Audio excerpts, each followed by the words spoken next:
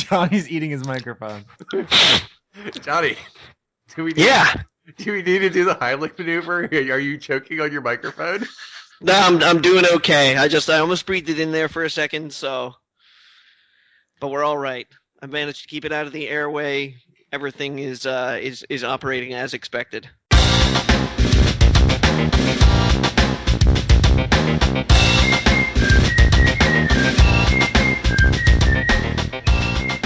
Hello, everyone. Welcome to Word Funk. I am Leon Thomas. I am joined by Austin Yorsky and Johnny Maloney.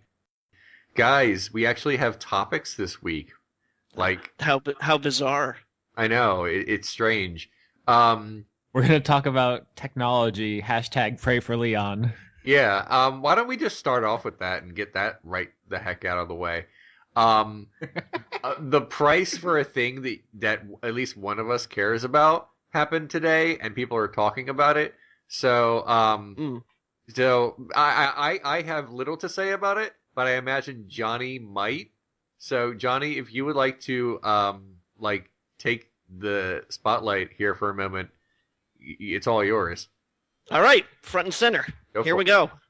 So, for those of you who are interested, and those of you who are not interested but still listening anyway for some reason, today that is the day that we are recording, January the 6th, in the year of our Lord 2016, was the day that Oculus opened up pre-orders for the consumer version of their headset, the Oculus Rift. Now, previously, the only thing that Oculus had said about the price point was several months ago. They said that they were really hoping that they could keep it somewhere in the $200 to $400 US range. Pre-orders opened today, and it was suddenly revealed why, after making that statement, everybody at Oculus was unusually cagey and unwilling to commit to a specific number, because pre-orders opened today for a not unimpressive sum of $600. I can't say that I'm entirely surprised by it, to tell you the truth, because a lot of the things that I've learned about the consumer version of the Oculus Rift, like, for example, it's going to be bundled with a wireless Xbox One controller, that it's got headphones that are now integrated into the headset, that it has an external sensor, which the original kit did not have. So, like, all these little, like, and what else? The original kit too, I think the DK1 and the DK2 both, previous versions of the Rift that were available to people, operated on one screen. But now the consumer version of the Rift is going to have two screens, one for each eye. So there were a lot of things that they were announcing about the Rift, and considering that the DK2, which as anybody who has tried the development kit to, as well as the Crescent Bay prototype, which is the prototype that the consumer version is based on, will tell you, is that the Crescent Bay prototype is like leaps and bounds far better than the DK2, and the DK2 was selling to Kickstarters and developers for like $350. So I'm not tremendously surprised that it's a $600 price tag, but I do think that it's prohibitively expensive. So that, like, all the tech futurists who were being like, oh man, this is going to be VR's big jump into the mainstream, we are not going to have that. Not this iteration of the Rift, for a couple of reasons. One, that price tag, I think, is going to shy away a lot of people who haven't tried it. What do you mean? It worked for Sony in the PS3. Oh, wait, hold on. Yeah. Johnny, can I just jump in here and check? Leon, how are you feeling right now? How am I feeling? Here's how I feel. Look, I'm not particularly interested in getting this thing for my eyeballs, so that's number one. But even if this was like, the thing I wanted most in the world right now, there is no way I would buy it for that amount of money. Like, and not just because like I'm a saver and not a spender, but just that's preposterous. So, I mean, everyone was pretty like shocked when the news came out, but I think it also pre-orders sold out in like an hour. good for them. But Apparently, in the first 10 minutes, they did all the business that they thought they were going to do in like almost the entire day. good, like a bunch of Monopoly pieces who have a lot of money to throw around decided to buy a thing for their headset, and that's great for them. But for like literally everyone else, I'm worried that, I mean, I shouldn't say I'm worried because I don't care, but my thought is that this seems like it's not going to be mainstream enough, and this is just going to be like a high priced toy that like a 3D television that some people have, and that's fine, but most people are just not going to get. Honestly, I was never sold on it being mainstream. I think it's too weird. It makes some people sick. Like, people have a hard enough time getting into all the like the other expensive gizmos and gadgets they have, phones and iPods and computers and consoles and handhelds. Like, I don't know. I was never like, yep, if this comes in at a good price point, everyone's going to have VR tomorrow. Like, that never sat right with me. I didn't think that it was going to be mainstream like overnight, but not because I thought that it was too niche, but I would think that the requirements, like in order for a Rift to work properly, you need a pretty high-end PC at this point in time. Yeah, it's not just 600 for the thing; it's 600 plus your rig. Someone who knows more about this kind of thing than I do mentioned that you would need to utilize 4 of your USB ports just to put it into your computer. Mine has exactly that many. So you need 3 USB 3.0s and 1 USB 2.0. Right. Leon, let me just put it out there. Your computer cannot handle it. I don't even know what you're running, but just knowing you, I don't think you have a computer capable of handling the Rift. No, it's ridiculous. I mean, I don't. I mean, I'm not even talking about like the hardware and processing power. I don't have enough holes in my computer to plug everything in and still run the internet. Yeah, it's not a good start. No. You do know that the internet doesn't run through a USB plug, right? Mine plugs into the thingy. Leon, have you like you concocted some kind of bizarre internet thing that would explain. No, Austin, I think we figured out why Leon's internet is so janky. It's because he's obviously plugged his network cable into one of his USB slots. No, it's I think he has like a wireless dongle or something. No, I do. I my computer, when it was made, it wasn't made to pick up Wi-Fi, but I have a thing I put into the thing, and then it picks up Wi-Fi. Yeah, and that's why it sounds like you're calling from the mid-90s. Well, I can't do anything about that at the moment because reasons. Damn reasons. Leon knew this section of the podcast was going to be hell for him, but he didn't know just how bad it was going to get. Right. It's not only bad for me. I have to like skirt around explaining what my life is like. He's taking it like a champ, though. He's taking it on the chin. Like, I've seen people go down in, like, the first round way faster than this, so... Right. Leon's pulling up with The Simpsons, like, please don't let people know how I live. So anyway, you guys continue to talk about the thing. I mean, 600 is too high for most people. It's obviously, like, not too high for the kind of tech heads who are into this shit. Like, it's going to be out there. It's probably going to be cool. There's going to be fun games for it, but it's not going to be the next big thing. It's going to be like a niche hobbyist kind of interest. Are there fun games for it? Are there? Yeah. Oh, absolutely. What are the fun games that are being developed for it? And by the way, before you tell me the fun games, what are the companies that are making it? Well, in the first place, they do have an internal studio that's being managed by Jason Rubin. Jason Rubin used to head up THQ right before they collapsed when they started to get good again. No, you laugh, okay? But he was not in charge of THQ when they got in the shit. They brought him in to fix everything, and he's responsible for games like Saints Row the Third and Saints Row 4. He didn't draw tablet, is what we're trying to say. Yeah, he did not create that really terrible money sink of a problem. Sometimes I just think about the draw tablet. It just makes my day. So they're working on games. There's an internal game they have that's bundled with the Rift called Lucky's Tale, which is a VR take on a kind of like Mario 64 third-person platformer that everybody who's tried says, yeah, you wouldn't believe that this actually works in VR, but it really does. They've done a really good job.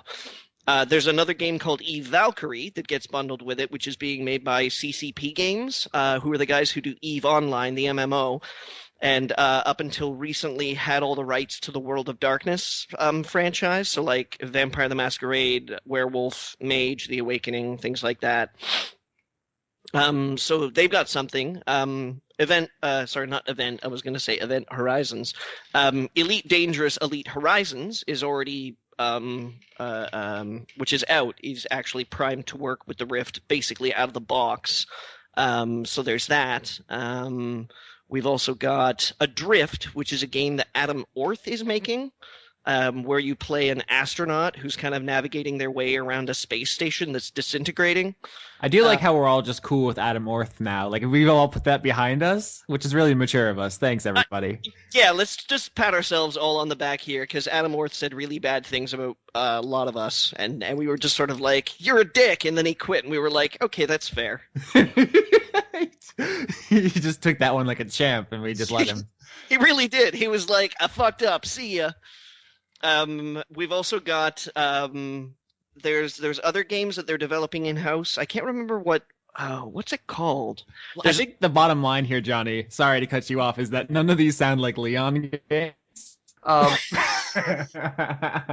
was just saying, though, there's cool things being made for these systems, just they're not going to appeal to everybody, especially not poor Leon.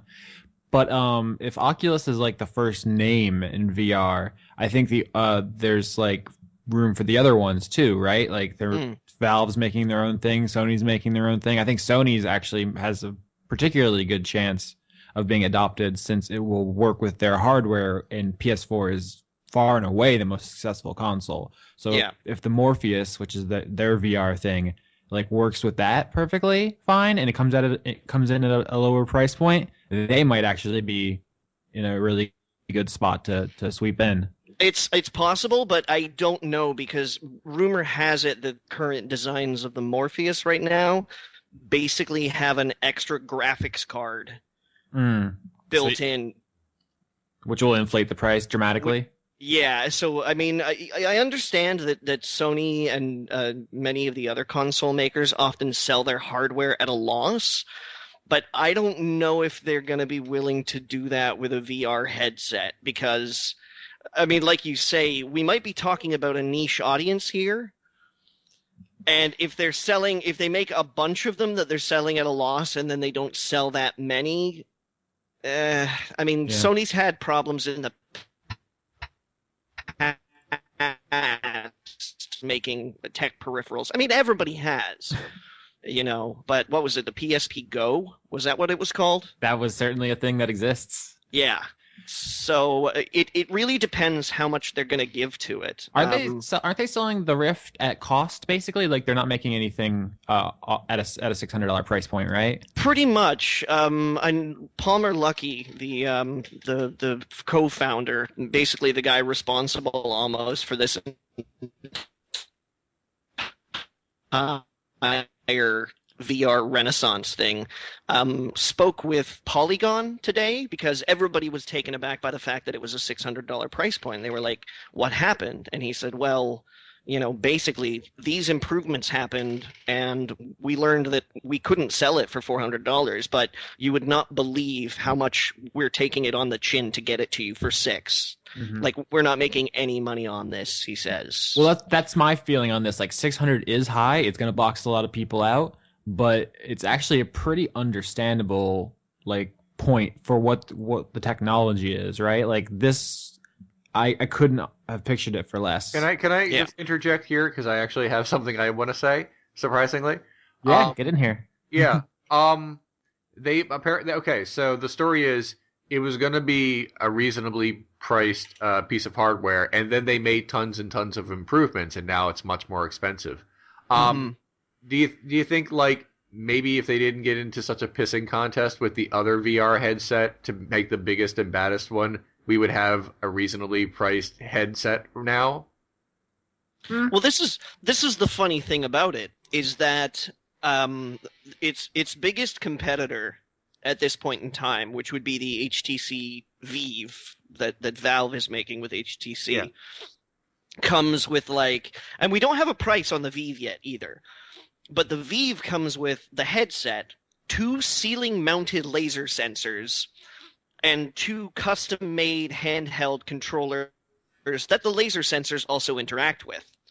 So unless Valve is seriously willing to take a huge loss on theirs, I'm pretty sure the Vive is going to be more expensive. Jesus Christ. That having been said, though, later this year, Oculus is going to be releasing their own motion control handheld controllers called the Touch. The price of the Touch is not wrapped into the price of the actual Rift itself. Like, if you pre-ordered a Rift today, you could check a little box that says, ooh, yeah, I want to be in line for when the Touch releases later this year. But basically, those 2 Touch controllers Valve already has in their set. They haven't priced yet, though. I don't think Valve's interested in making money on this. This feels like just like for funsies. Yeah, like Gabe just wants to have one.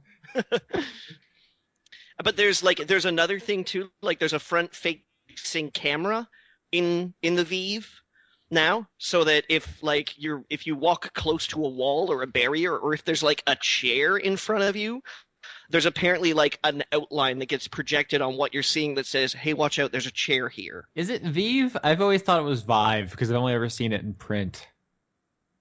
Well, I say Vive because it I thought it came from the French. I mean, probably. I don't know. I've just never heard anyone say it out loud before. Like, Vive la France. All right. So we have any parting thoughts on this? We have to get out of this topic before Leon just ends the call and goes. Yeah, it's gonna be a sinkhole. Yeah, here's what I know about video games and the future. I bought Hotline Miami 1 and 2 for $10, and I can play it on my controller. So this is all stupid. The end. I thought you were just gonna make a fart noise. Like, here's what I think about this stupid thing. I'm saying that video gaming is we're sort of if PC gaming anyway. We're growing very accustomed to this being really cheap, and now there's a thing that's not, and I don't know if that's going to be viable. I mean, I'm not an economist, so maybe I'm like totally wrong, and that this is like the future of gaming and interactive whatever, but well, let's stay away from phrases like the future of gaming, because that gives everybody the impression that we're going to erase all other games. Put this headset on now, all your side scrollers will be in virtual reality. But in order for this to be any part of gaming, other developers are going to have to invest their time into this instead of, say, consoles and regular PC games. And in order for them to do that, this is going to... It just doesn't... I think it's going to be VR exclusive. It's going to, by necessity, be smaller scale. I think if things are going to have like VR components, but still be fully functional non-VR experiences on other platforms, I don't think it'll like fracture the market as much as maybe we think. But I'm looking forward to the movies as well, because I know that there's a number of companies out there that have camera rigs. Like Sir Richard Attenborough's company has like a 16 camera setup that they're currently making a documentary about Borneo with, and I want to see that in virtual reality. Like, I would love to see that, and any other movies that people are making. Can we talk about David Attenborough for a minute? That guy's pretty cool. David Attenborough? What's his name? Richard Attenborough. Is it? I think there is a David Attenborough, but probably somewhere. Maybe I'm I thinking no. No, I just okay. Maybe we're talking about different people. David Attenborough is who I'm thinking of. There is a Richard Attenborough. It's his brother. Okay, yeah, Richard Attenborough is I mean probably most well known as that old guy in Jurassic Park. But he's also responsible for like for stuff like Planet Earth. Yeah, I didn't actually know these guys were related. This is so cool. I didn't know that either, but I Okay, guess so who I was talking about was Sir David Attenborough. He's this guy who did a bunch of BBC nature documentaries. He always gets like really cool, like close up shit with animals. That's who I was thinking of. You're talking about the fucking Jurassic Park guy. I'm talking about the Jurassic Park guy. Who is his brother, and I didn't know that. That's so cool. We're learning shit, guys. Yeah. It's pretty great. But anyways, so the Attenboroughs have a VR rig. So isn't it more and it is David that I'm thinking about that actually did Planet Earth, not Richard. Wouldn't it be more accurate to say the Attenborough now? I suppose so. Okay. But I mean, I think it was a company that they founded. Oh, okay. I get what you're saying. Okay. Eject. Next topic. Is there literally and just in case anybody's curious, yes, I did. Didn't you back it? Don't you get one? No, I didn't back it. Oh. The reason why I didn't back it, I very specifically decided not to back it because I was like, okay, whatever comes out of this tech is obviously not going to be the kind of tech that I want to interact with. It's not going to be the end product. It's going to be a prototype, and I mean, I'm kind of kicking myself now because people who backed it get a consumer version of it now for free. That's what I thought. I know, so I'm sort of like, damn, should have jumped on that, But yeah, so I'm signed up within like the first 8 minutes of them going live. But I'll go, whoa, and maybe I'll say some other things too. So let's just move on, please, to literally anything else. Do you guys want to talk about X-Files? Sure. Okay. So I'm on season 2, and I know, Johnny, you just started watching the show for the first time. And I think it's still a strong show from what I remember as a youngster. But as someone who's experiencing it now with no nostalgia goggles. Just start. What? You say just started, and I'm gonna like air quote there. What do you mean? I mean, I'm in season 2 now. Right. I mean, for someone who is just now at this time in your life watching the show for the first time. I don't mean you've just seen the pilot. I mean, you just started watching it. Okay. It's better than I remember it. Okay. It's much better than I remember it. You said, I think it was not last week, but the week before, you talked about how something looking like film is really important to you. Yeah. And at first I didn't really see it, but then I noticed how much time they spent shooting on location as opposed to in sets. Yeah.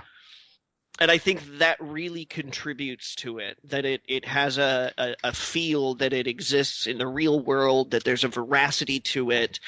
And it's in widescreen too, yeah, which kind of blows my mind for like an early 90s show. Mm-hmm. So that's those two things definitely impress me. And I'm slowly coming to realize maybe why I decided not to watch it when I was younger and how stupid a reason that was. Because I still describe myself as a skeptic, but when I was a teenager, I was like a hardline skeptic. Like things were either one or the other, and it was just, you couldn't cross the boundaries. And I think that in a kind of a teenage pig-headedness, I was like, no, if I support the X-Files, then I'm giving to the idea that people are like abducting alien stories are true and psychics and it's ridiculous. And now I'm just kind of watching it like, lol, that alien costume is stupid. But yeah, I mean, it's more entertaining than I remember it being. So I still can't wrap my head around some of the choices that they made. Like what? Like, I mean, I understand that you have to have a concept for people to, like, have to investigate these phenomena. Yeah. And you need to have them in a position where it's like they have some kind of authority, because they need to be able to, like, talk their way into witnesses and suspect interviews and investigate the scene. But it still seems really weird to me that in a show which is largely about the obfuscation of truth by the man, that all of these secrets are being discovered by the other man. Well, here's the thing. It's a Hellmouth situation, like on Buffy, because basically, on Buffy the Vampire Slayer, she's in this new town, and they have to explain how she keeps running into every single supernatural thing in this one town. And they said, well, we're under a Hellmouth, so like all the supernatural ghosts and goblins all come to this town, and that's why every week there's a new one.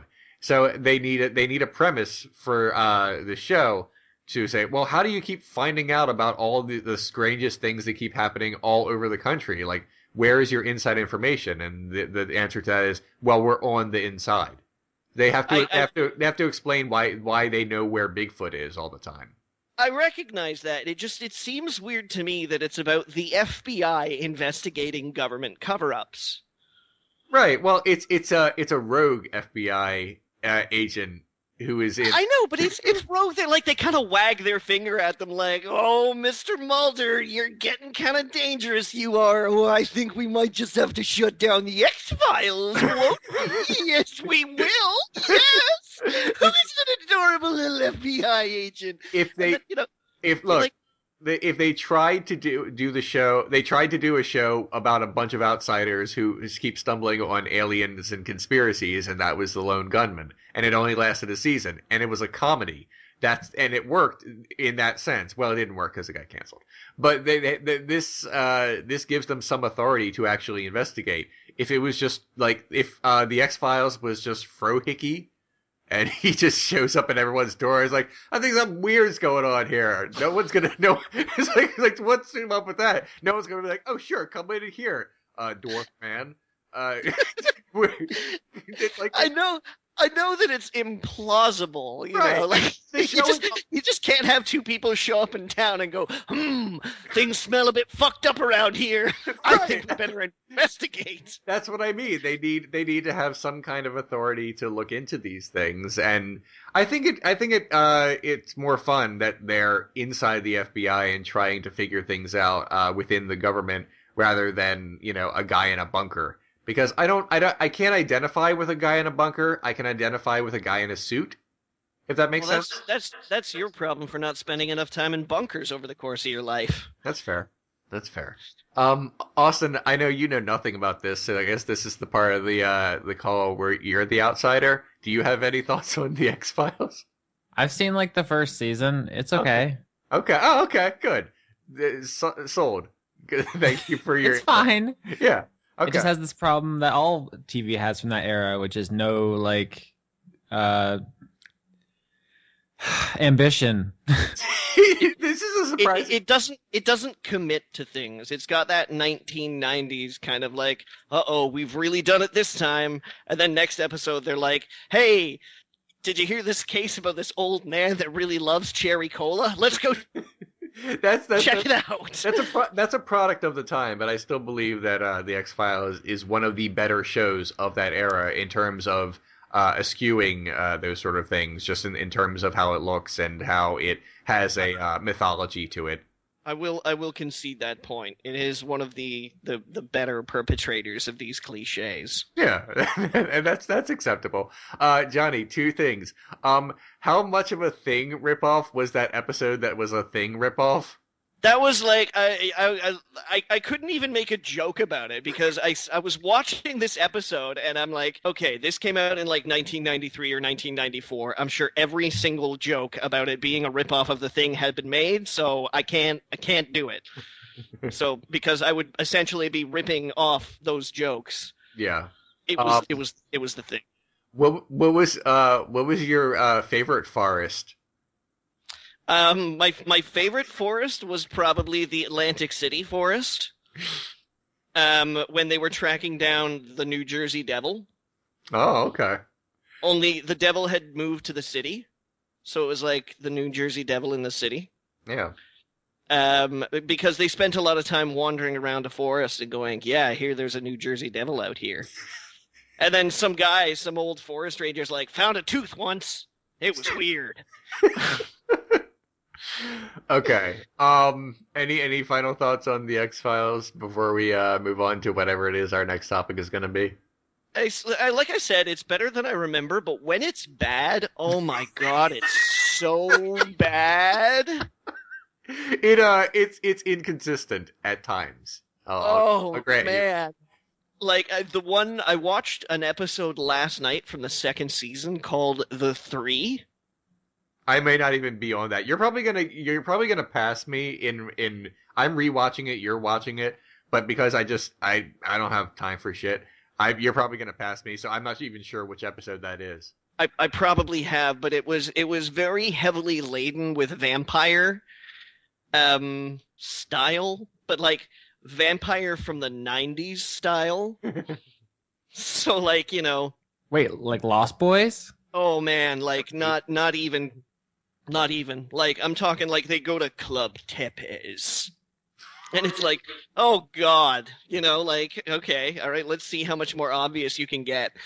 And then like, Mulder gets like entranced by this like sexy vampire lady, and she's like, oh, have you ever tasted blood? And he's looking at her like, I don't know what you're talking about. And she's like, oh, it's sweet and thick. I'm like, first of all, it tastes like copper. Second of all, it being thick doesn't describe its taste. That's a texture, okay? All right? But yeah, it was just like the super, super highly eroticized, like, goth 1990 vampire cliche, and I was just like, oh my god. Look, it was the 90s. They had to make 23 episodes a season, and some of them were just going to be dogs. I know, but, like I said, just when it's bad, man. No, I know. And then she blows up her house at one point in time. She pours gasoline everywhere. And that apparently doesn't cause the house to burn. It just blows up. And the next scene you get is like all these rescue and firefighters literally digging through a field. It's like there's no wreckage anywhere or anything like that. And not even like char marks or anything. They've got shovels and they're just like digging. And one of them's like, oh, we found this. I'm like, not in that field, you didn't. Okay. Well, I'll tell you what, in like a month, we'll do another X-Files update. But we probably shouldn't do it. We probably shouldn't do it every week, but maybe in a month from now we'll do that. Okay, other topics you guys want to talk about? Wait, speaking of updates, how far are you in the Harry Potter books? I finished the first one. I for the past few weeks I haven't gotten around to starting the second one. I will. I have other things to do. Leon. Yeah. Sorry. Yeah. I know. Did you guys hear that they're releasing a new VR headset? Fuck up, Johnny. This one's actually getting a little hostile for real.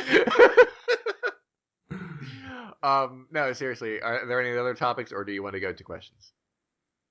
I mean, there'll always be something else we could talk about, but is there anything important you want to talk The about? call's already at like 40 minutes, so you probably should start questions soon, huh?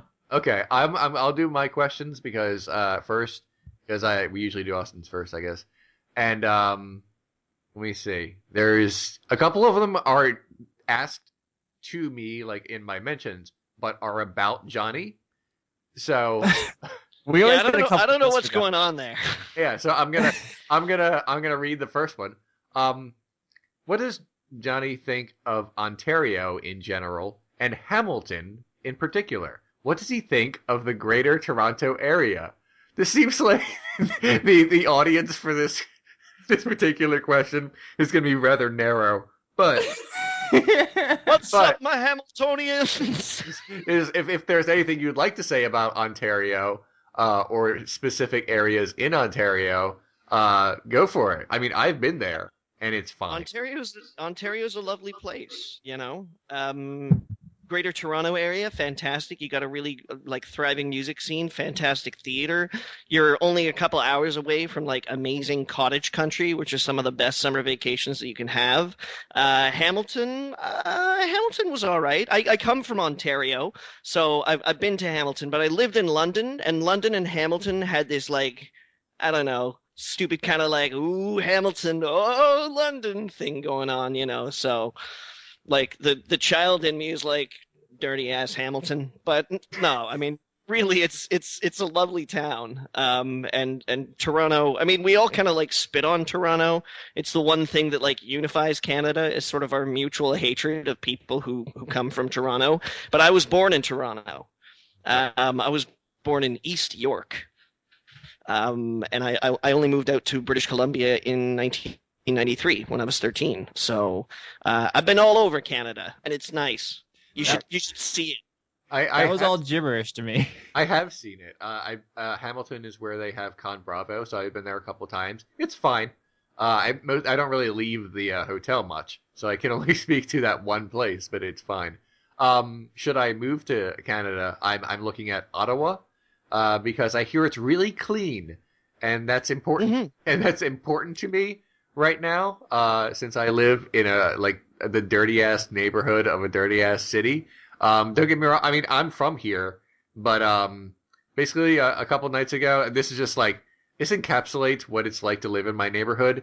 Someone put their trash out and didn't put the top on, and wind knocked it over, and trash spilled off all over the street and the sidewalk, and the can rolled into the middle of the street and rocked back and forth for about a half an hour. Cars swerved to avoid it and had a bunch of near collisions.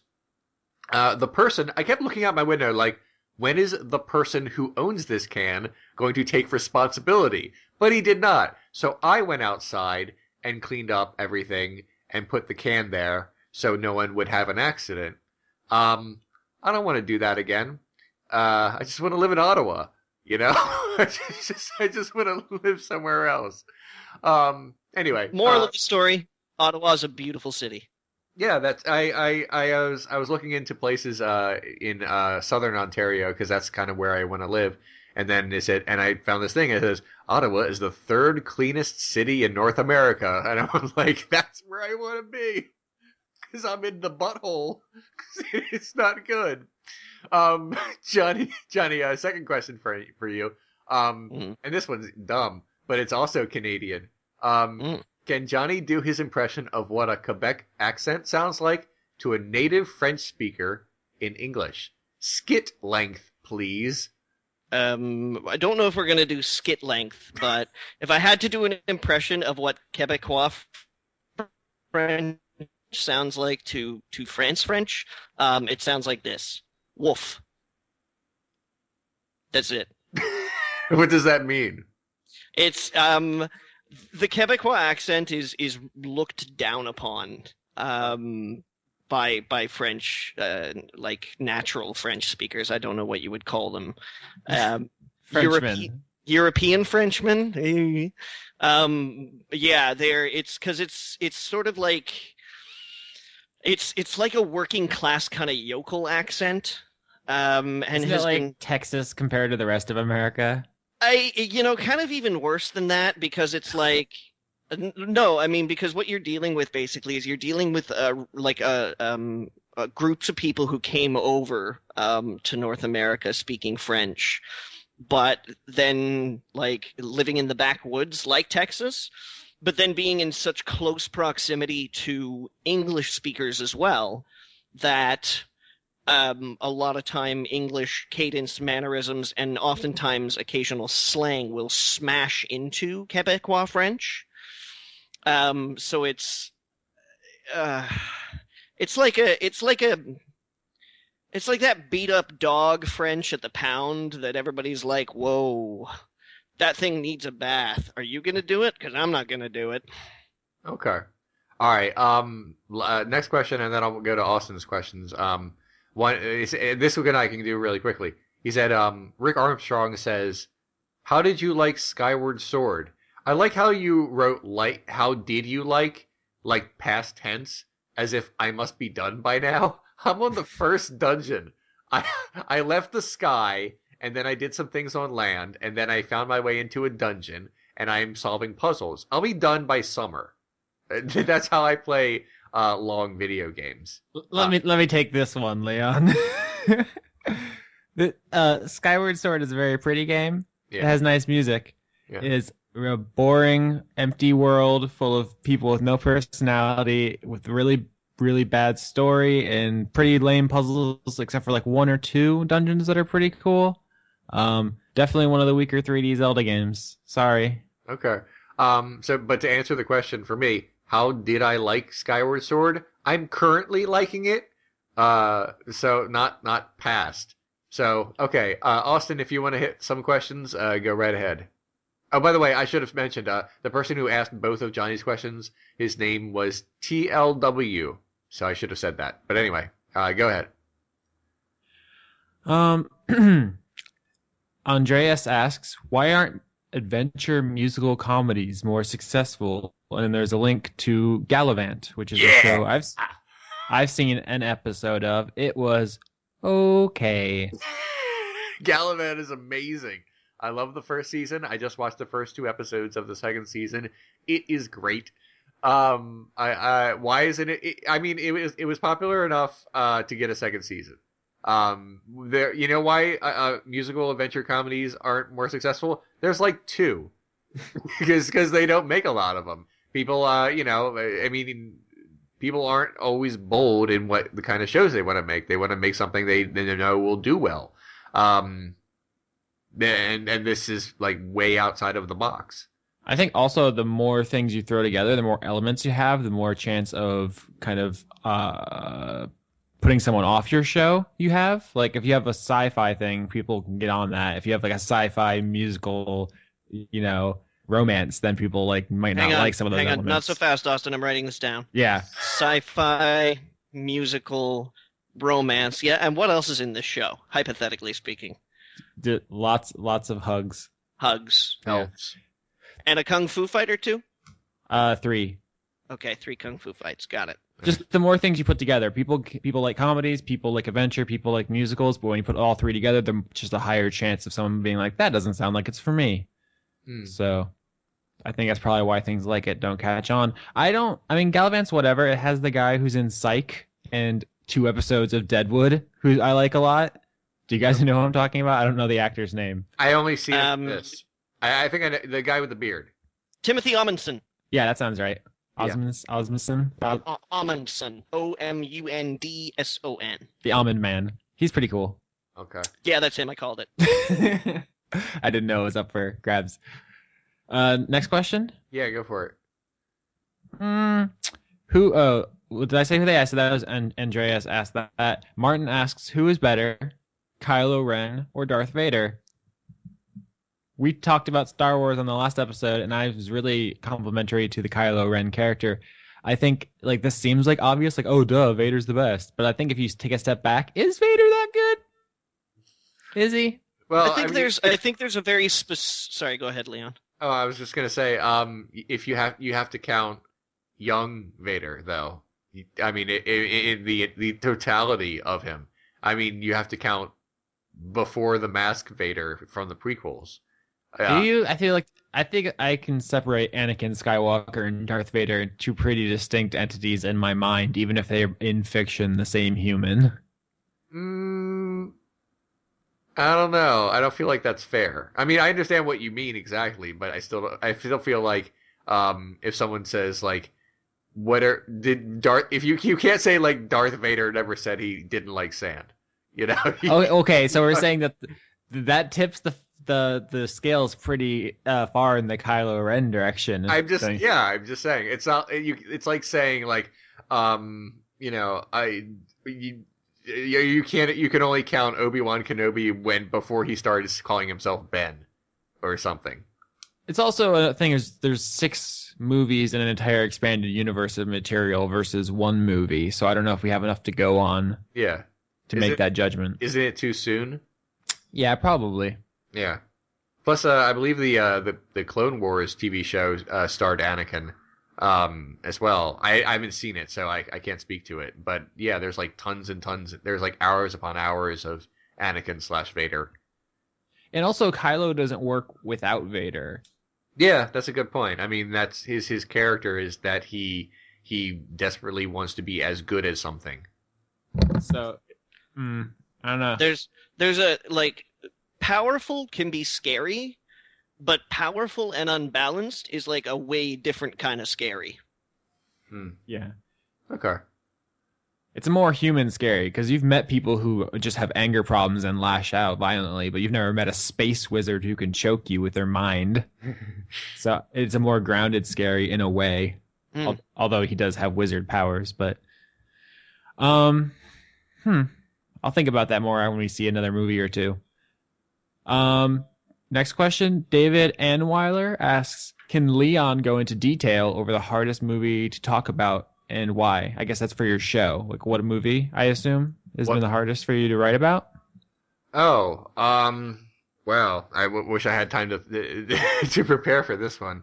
The hardest movie to that I did on the show was Mulholland Drive. It was not like a pain to write about it because I love writing about it or to make it, but it was long. The episode ended up being various parts and well over an hour. It was painful because I didn't want to miss anything, and there's a lot there, and I didn't want to screw it up. The only episodes I dread are episodes where, for one reason or another, like someone recommends it to me and I start writing about it, or I think it's going to be a good idea and it isn't.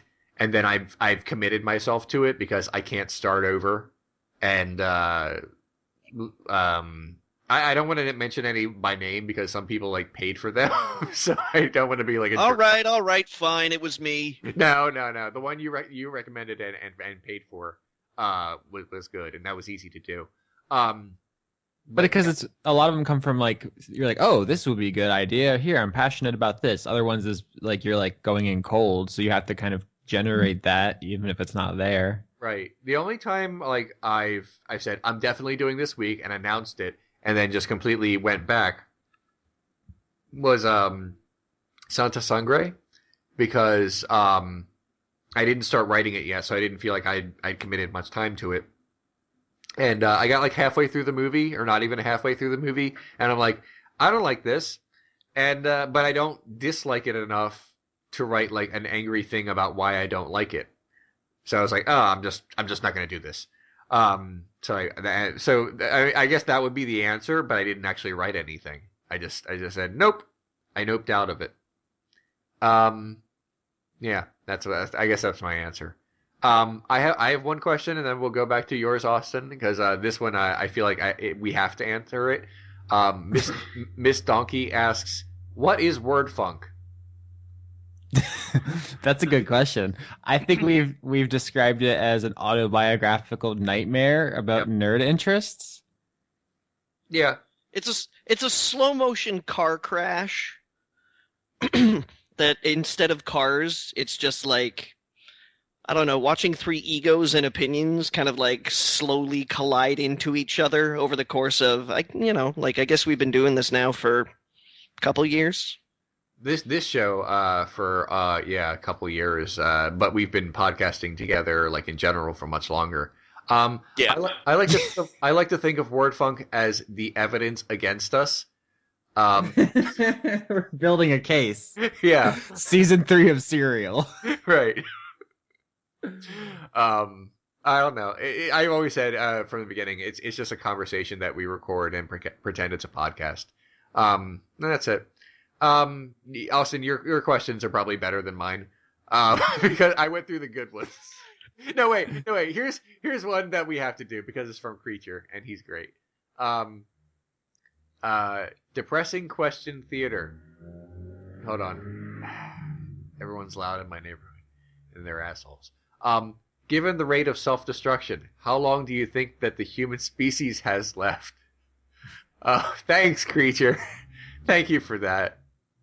I mean, even if we descend into like World War III or whatever, some humans will survive until like an actual, like we're adaptable in many ways. I think we'll make it for a while. But if we do, if the population is limited to like a very very very small amount, there's a thing called the bottleneck.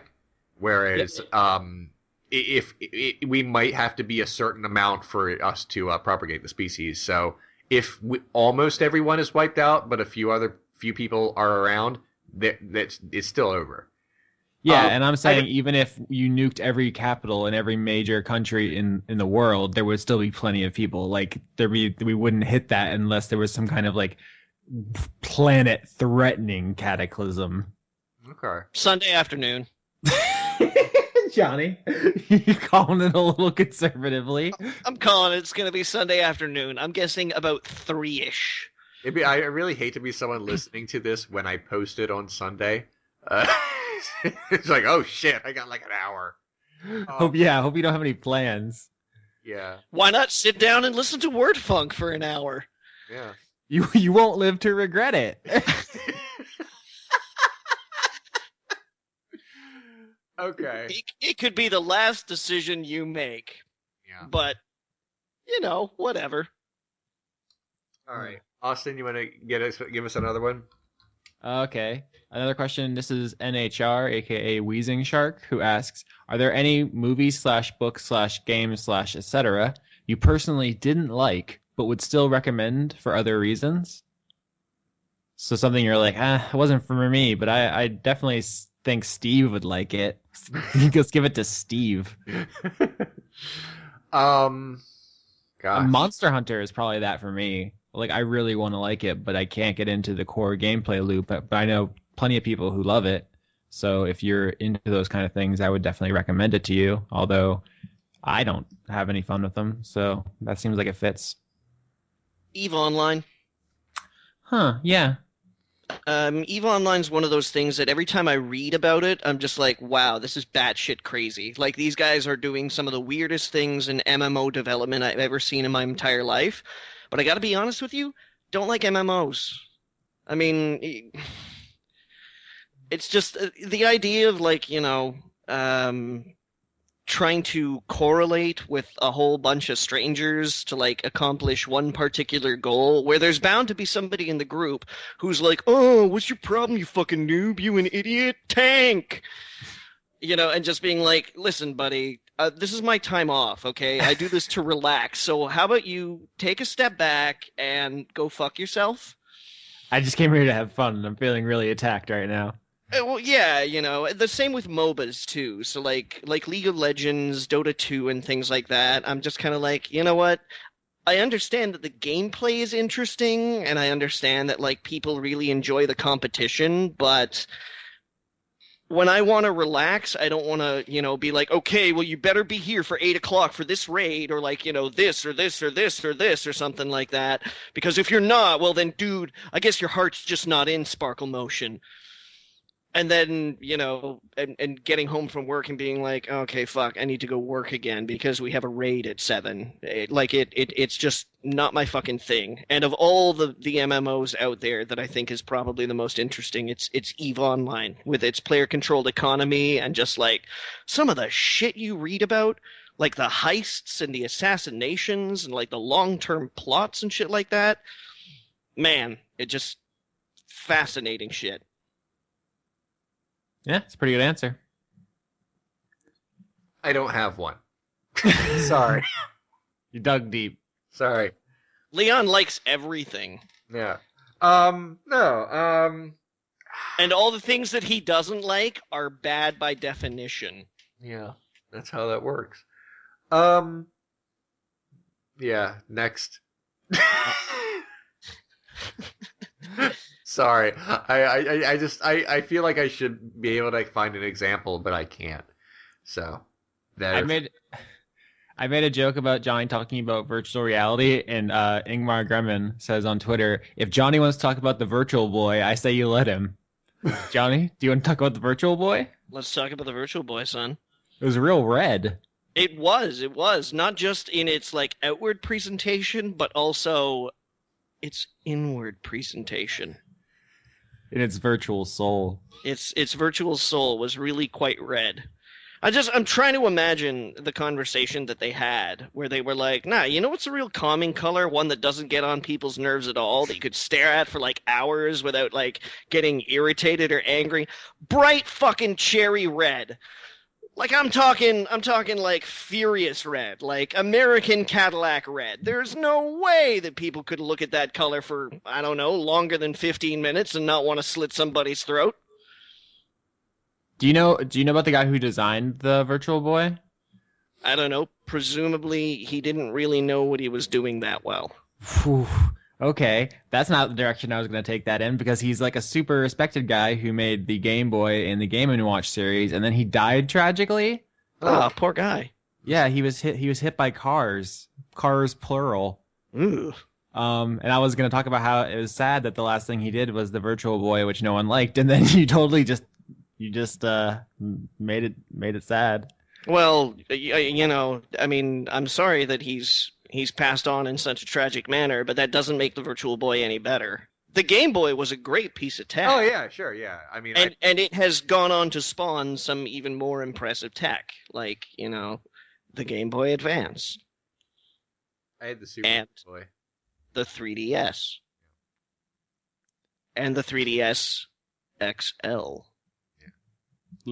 Johnny's just naming Nintendo handhelds now. Yeah. All right. The last thing I think we can actually use, El Consolero asks, if Ronaldo ever gets a son, will he be called Ronaldinho? I think that's the diminutive of Ronaldo.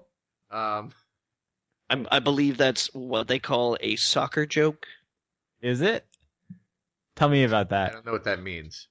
Is it a famous? I know Ronaldo is like a famous soccer guy, isn't it? Yeah, and so is Ronaldinho. Oh my God! Oh, I didn't get what We've that. uncovered the joke. Oh. And I guess I mean technically I was right. It's the diminutive form of Ronaldo is Ronaldinho, but I didn't know it was referring to a real person. And I just Googled it. Hello, there he is. Does he look anything like my Ronaldo? If we put a hat on him. All right, hold on. We're just Googling it now. No, Hello, it's fine. welcome to WordFunk, where we Google. No, that's an opera. There's a sneaky H in there. Yeah, there's an H. What? I don't know what's happening right now. I'm getting a hockey player. You know what? You know what, though, Leon? When you get the information, it's really not going to make much of a difference in your life. It won't make you feel any better. There's an emptiness at the end of this treasure hunt. Wait. Is it Cristiano Ronaldo? No, it's Ronaldo. I'm not even gonna try. I'm gonna mangle this. You know, it's just, yeah. There's an A. It ends with HO. Oh, well then it's not Ronaldo. Okay. No, it's Ronaldinho. We said this. No, I'm just. You know what? I don't care. You don't care. Yeah, that's how I feel. I'm trying to picture like a GIF right now. It's like, oh man, editing this episode of WordFunk. It's just you moving the MP3 to the trash. Just putting the whole thing in. Okay. So. Anything else you guys want to say before we go? Oh, that's we're done. No, we don't have. Can we escape? We don't have to be done, but we can. No, that's fine. I mean, I don't really have anything else to talk about. Okay. So. I did want to say one thing before we go, and it's been bothering me because I've been reading the usernames of more and more people on YouTube, because I have to, and that's part of my job now. Here's some. I just want to say something to people who use usernames that are like completely have nothing to do with their actual name. If your username looks like you made it in 1993 on AOL, you might want to reconsider. Here are some good ideas for your online name if you want to be taken seriously. Okay. Your name, like John Smith. Something close to your name, but different enough to maintain anonymity, like John Smithy. A pseudonym, altogether different, but still an actual name, like Frank Irons. A cute, charming, or fun username that's still related to your real name, like Big John the movie fan or something. Um, here are some bad ideas for your online name if you ever plan to be taken seriously. Some bad ideas. And if these resemble any of your names, you know that you're bad. Sex Fuck 69. No one takes you seriously. Damn, Leon, just throwing sex fuck under the bus, huh? Anal Satan 666. And in fact, literally anything with the word like devil or Satan or the dark master in your name, it sounds like you're in middle school and that's the edgiest thing you can think of. I can't take you seriously. Or anything like if you want edgy, it's like a baby slowly suffocating. Yeah, like shit like that. Or anything where the entirety of your name is like a long sentence, but it's vulgar, like I am the king of the green penis too, or something like that.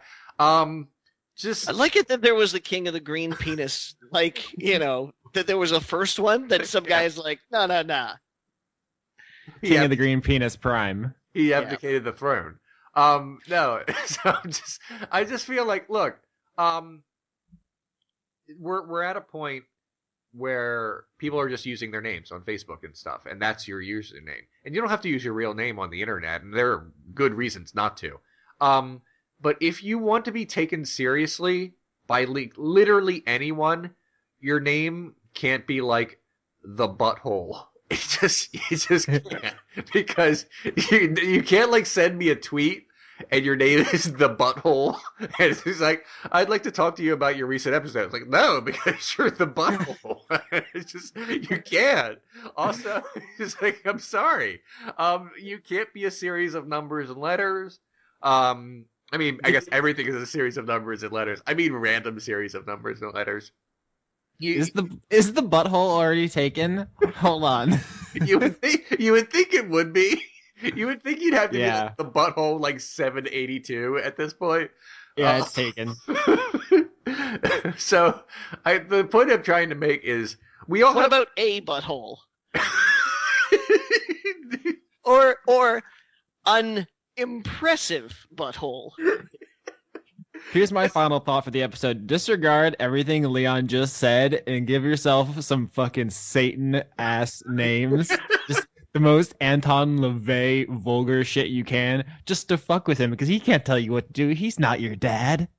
Just have like a regular sounding name or something like cute, like the bunny. You know, everyone likes bunnies. Like I'm Bunny Flower. Like, have your name be Bunny Flower, and then I'm like, oh, okay, Bunny Flower. We can talk about the death of the author on Twitter. But you can't if you just you can't if your name is like Dick Rot or something.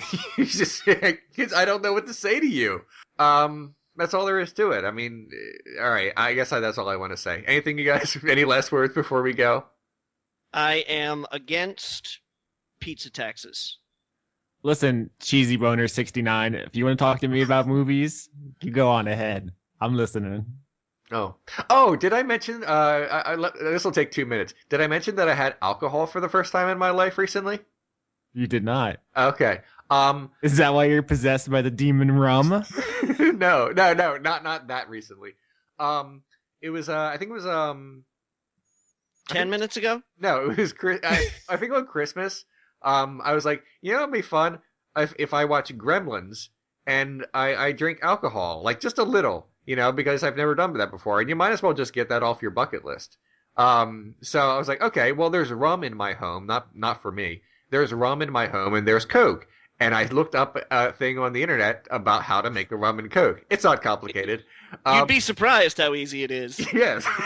I mean, some people add other things to it, but basically it's rum and Coke. And I made sure to have, it almost entirely Coke and very, very little rum. I took one swig of it, spat almost all of it out. And then yelled, No. Am I right? This is how sensitive I am to alcohol. The smell of it I couldn't stand it to the point that I held it outstretched from my arm as I walked into my office to sit down and watch Gremlins, and had to have it sit on the other side of the room because I couldn't. And I don't have a strong sense of smell, but it was horrible. So then eventually I took one sip and I was like, oh, this was a terrible idea, and I dumped all of it down the sink. I was like, that was a waste of Coca-Cola. So That was a good story. And also rum. And well, I don't care about that. I mean, I did pay for it for someone else, but yeah, I'm fine with that. That All right. reminds me, Go ahead. Leon, I wasn't going to say anything earlier, but I almost totally did this episode high today. A friend of mine made cookies, and they were like, "Oh, you want one?" And I was like, "I got to do a thing later. I probably shouldn't," and so I didn't. But would that be funny, or would you guys totally be not cool? Would you guys not be down? I wouldn't be cool at all, but I would be like, Austin, you shouldn't. This is the evidence against us. I told you. Why would you? Oh yeah. Obviously, I'm recording here live from Colorado right now. So if you're listening to this, police, it's totally fine. I thought you don't get high anymore. I mean, I don't, but it was offered. Yeah. Oh, okay. I don't know, Austin. You're an adult. You can do what you want. Especially here in Colorado. That's right. All right, I'm gonna go. Bye. Stay fresh, homies.